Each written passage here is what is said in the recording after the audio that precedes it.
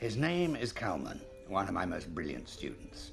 He was quick in his conclusions, clear in his exposition. He designed intelligence tests. I initiated him into the study of logical theories. He was meticulous to the point of obsession. He marked the tests himself, one by one, and discovered something really curious. Some of the tests were perfect. The majority had a few mistakes, but there was a third group. The answers were absurd, incomprehensible, illogical, random, the sort of thing that a lunatic would write. Kalman interviewed the pupils of this third category. The answers that he had considered absurd were, in fact, another possible solution and perfectly valid to continue the series, only with an infinitely more complex justification.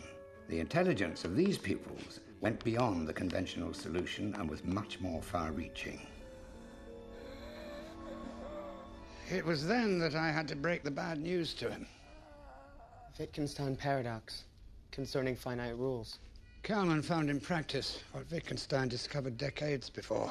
The series 248 would obviously be followed by 16, but also by 10, or 7004.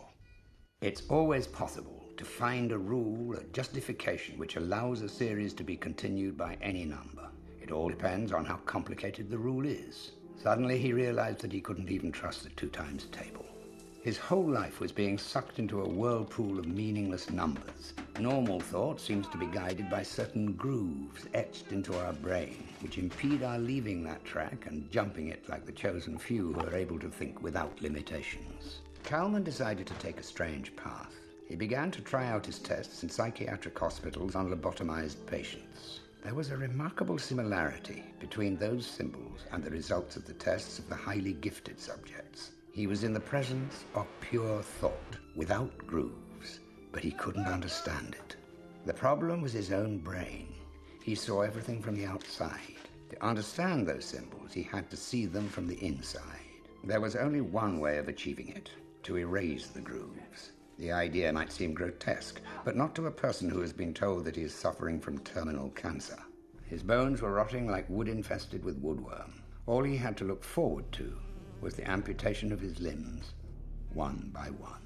He was euphoric. He laughed nervously like someone about to discover something incredible who can't contain his joy.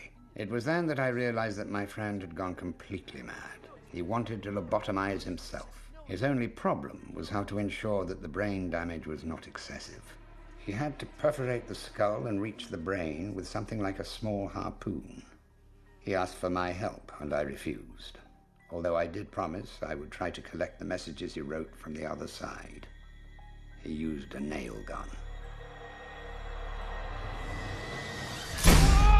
What does he write? Symbols are becoming more and more illegible.